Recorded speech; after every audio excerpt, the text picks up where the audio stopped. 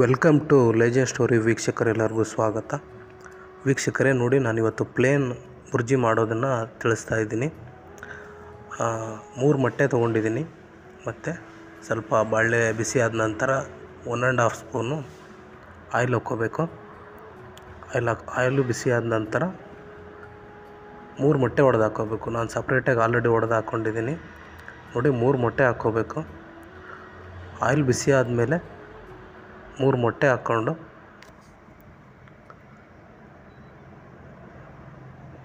ಮೂರು ಮೊಟ್ಟೆಗೆ ನಿಮಗೆ ಖಾರ ಜಾಸ್ತಿ ತಿನ್ನೋರಾದರೆ 1 ಸ್ಪೂನು ಚಿಲ್ಲಿ ಪೌಡ್ರ್ ಹಾಕ್ಕೊಳ್ಳಿ.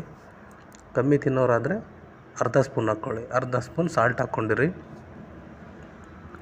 ಮತ್ತು ನಮ್ಮ ಚಾನಲ್ನ ನೀವು ಮೊದಲನೇ ಸತಿ ನೋಡ್ತಾ ಇದ್ದರೆ ದಯವಿಟ್ಟು ಸಬ್ಸ್ಕ್ರೈಬ್ ಮಾಡಿ ಮತ್ತು ಕಮೆಂಟ್ ಮಾಡಿ. ನೀವು ಕಮೆಂಟ್ ಹೇಗೆ ಮಾಡ್ತಿರೋ ಅಂತ ನಮಗೆ ಮುಂದಿನ ವಿಡಿಯೋ ಹೋಗೋದಕ್ಕೆ ಎಂಕರೇಜ್ ಬರುತ್ತೆ. ಅದಕ್ಕೆ ಕಮೆಂಟ್ ಮಾಡೋದನ್ನು ಮಾತ್ರ ಮರಿಬೇಡಿ. ನೋಡಿ, 3 ಮೊಟ್ಟೆಗೋಸ್ಕರ ನಾನು 3 ಮೊಟ್ಟೆನ ಹಾಕ್ಕೊಂಡು ಇವಾಗ ಮಾಡ್ತಾಯಿದ್ದೀನಿ. ಪ್ಲೇನ್ ಬುರ್ಜಿ ಅಂತ ಇದ್ರ ಹೆಸರು. ಇದಕ್ಕೆ ಯಾವುದೇ ಆದಂಥ ಆನಿಯನು, ಟೊಮೊಟೊ, ಹಸಿಮೆಣ್ಸಿನ್ಕಾಯಿ ಯಾವುದೂ ಇಲ್ಲ. ಒಂದು 15 ನಿಮಿಷದಲ್ಲಿ ಮಾಡಿಬಿಡ್ಬೋದು. ಇದನ್ನು ಜಾಸ್ತಿ ಡಿಸ್ಟರ್ಬ್ ಮಾಡಿದರೆ ಒಂಥರ ಜಾಸ್ತಿ ಪುಡಿ ಆಗಿಬಿಡುತ್ತೆ. ಜಾಸ್ತಿ ಡಿಸ್ಟರ್ಬ್ ಮಾಡೋ ಹಾಗಿಲ್ಲ, ಲೈಟಾಗಿ ಮಾಡಬೇಕಷ್ಟೆ. ಒಂಥರ ಕೇಕ್ ಥರ ಬರುತ್ತೆ. ಇದು ಜಾಸ್ತಿ ಡಿಸ್ಟರ್ಬ್ ಮಾಡಿದರೆ ಪೌಡ್ರ್ ಥರ ಆಗಿಬಿಡುತ್ತೆ. ನಾನು ಜಾಸ್ತಿ ಡಿಸ್ಟರ್ಬ್ ಮಾಡಲ್ಲ, ಲೈಟಾಗಿ ಮಾಡ್ತಾಯಿದ್ದೀನಿ. ನೋಡಿ, ಇದ್ರೆ ಪ್ಲೇನ್ ಬುರ್ಜಿ ಅಂತ. ಇದು ಒಂದು 15 ನಿಮಿಷದಲ್ಲಿ ಮಾಡ್ಬೋದು ಇದನ್ನು.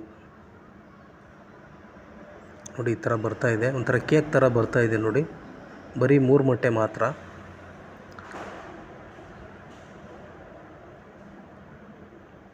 ಒಂದು 15 ನಿಮಿಷದಲ್ಲಿ ಮಾಡಿ ಮುಗಿಸ್ಬೋದು ಇದನ್ನು.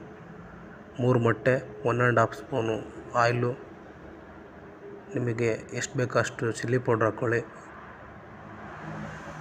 ಸ್ವಲ್ಪ ಸಾಲ್ಟು, ಅರ್ಧ ಸ್ಪೂನ್ ಸಾಲ್ಟು, ಜಾಸ್ತಿ ಏನು ಬೇಕಾಗಿಲ್ಲ. ನೋಡಿ, ಈ ಥರ ಬಂದಿದೆ. ಇದನ್ನು ಇವಾಗ ಒಂದು 20 ಸೆಕೆಂಡು ಕ್ಲೋಸ್ ಮಾಡಿ ಇಟ್ಬಿಡ್ಬೇಕು. ಇದನ್ನು ಸ್ವಲ್ಪ ಒಂದು 20 ಸೆಕೆಂಡ್ ಮಾತ್ರ. ನೋಡಿ, ನಾನು ಒಂದು 20 ಸೆಕೆಂಡ್ ಕ್ಲೋಸ್ ಮಾಡಿ ಇಡ್ತಾಯಿದ್ದೀನಿ. ನೋಡಿ, ಈ ಥರ ಇದೆ, ಕೇಕ್ ಥರ ಇದೆ. ಟ್ರೈ ಮಾಡಿ. ನೀವು ಎಮರ್ಜೆನ್ಸಿಗೆ ಎಲ್ಲಾದರೂ ಆಚೆ ಹೋಗಬೇಕು ಅನ್ನೋ ಟೈಮಲ್ಲಿ, ಅಡುಗೆ ಆಗೋಕ್ಕೆ ಟೈಮ್ ಇರಲ್ವಲ್ಲ, ಆ ಟೈಮಲ್ಲಿ ಮಾಡ್ಬೋದು ಇದನ್ನು. ಇದಕ್ಕೆ ರೈಸ್ ಹಾಕಿ ಕಲಿಸ್ಬೇಕು.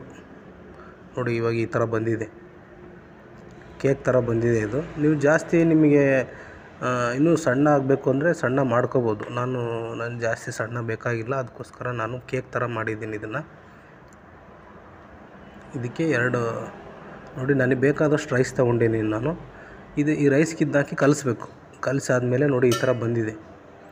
ನಾನು ಕಲಿಸ್ಬಿಟ್ಟು ಒಂದೇ ಸರ್ತಿ ಕಲಿಸಿ ವಿಡಿಯೋ ಮಾಡ್ತಾಯಿದ್ದೀನಿ. ಕಲಿಸ್ಬಿಟ್ಟು ಈ ಥರ ನೋಡಿ, ಈ ಥರ ಕೇಕ್ ಥರ ಇದೆ. ಕೆಲವೊಂದು ನೋಡಿ, ನಾನು ಜಾಸ್ತಿ ಪೌಡ್ರ್ ಥರ ಮಾಡಿಲ್ಲ ಇದನ್ನು. ನೋಡಿ, ಕಲಿಸ್ಬಿಟ್ಟು ಇದನ್ನು ಒಂದು 5 ನಿಮಿಷ ಬಿಸಿ ಮಾಡಬೇಕು. ನೀಟಾಗಿ ಕಲಿಸ್ಬಿಟ್ಟು 5 ನಿಮಿಷ ಬಿಸಿ ಮಾಡಬೇಕು ಇದನ್ನು. ನೋಡಿ, ನಾನು ಬಿಸಿ ಮಾಡ್ತಾಯಿದ್ದೀನಿ ಇವಾಗ. ಒಂದು 15 ನಿಮಿಷ ಅಷ್ಟೇ, 15 ನಿಮಿಷ ಮಾಡ್ಬೋದು. ನೋಡಿ, ಬಿಸಿ ಆಗ್ತಾಯಿದೆ. ಒಂದು 5 ನಿಮಿಷ, ಜಾಸ್ತಿ ಬಿಸಿ ಮಾಡಬಾರ್ದು. ಜಾಸ್ತಿ ಬಿಸಿ ಮಾಡಿದರೆ ಏನಾಗುತ್ತೆ, ಇದು ಕರಗೋಗ್ಬಿಡುತ್ತೆ.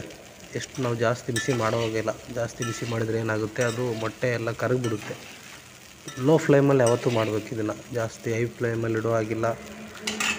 ಎಲ್ಲೋ ಅರ್ಜೆಂಟಾಗಿ ಹೋಗಬೇಕು, ಇನ್ನೇನು ಟೈಮ್ ಇಲ್ಲ, ಅಡುಗೆ ಮಾಡೋಕ್ಕೆ ಟೈಮ್ ಇಲ್ಲ ಅನ್ನೋ ಟೈಮಲ್ಲಿ ಈ ಥರ ಮಾಡಿದರೆ ತುಂಬ ಬೇಗ ಟೈಮ್ ಸೇವ್ ಆಗುತ್ತೆ.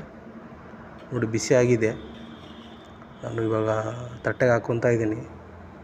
ನೀವು ಇದನ್ನು ಮನೇಲಿ ಟ್ರೈ ಮಾಡಿ, ಹೇಗಿತ್ತು ಅಂತ ನಮಗೆ ಕಮೆಂಟ್ ಮುಖಾಂತರ ತಿಳಿಸಿ.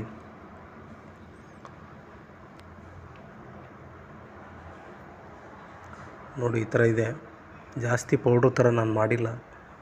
ನಿಮಗೆ ಪೌಡ್ರ್ ಥರ ಬೇಕಂದರೆ ನೀವು ಜಾಸ್ತಿ ಅದನ್ನು ಮಾಡಿದರೆ, ಅದು ಮಿಕ್ಸ್ ಮಾಡಿದರೆ ಪೌಡ್ರ್ ಥರ ಆಗುತ್ತೆ. ನಾನು ಜಾಸ್ತಿ ಮಾಡಿಲ್ಲ. ನೋಡಿ, ಈ ಥರ ಬಂದಿದೆ. ಅಲ್ಲಲ್ಲಿ ಮೊಟ್ಟೆ ಕಾಣಿಸ್ತಾ ಇದೆ ನೋಡಿ, ನಿಮಗೆ ಬೆಂದಿರೋಕ್ಕಂಥ ಮೊಟ್ಟೆ. ಭಾಳ ಚೆನ್ನಾಗಿದೆ. ಎಸ್ಪೆಷಲಿ ಮನೆಯಲ್ಲಿ ಮಕ್ಳಿಗಂತೂ ತುಂಬ ಇಷ್ಟ ಆಗುತ್ತೆ ಇದು. ನೋಡಿ ಚೆನ್ನಾಗಿ ಟ್ರೈ ಮಾಡಿ, ಲೈಕ್ ಮಾಡಿ.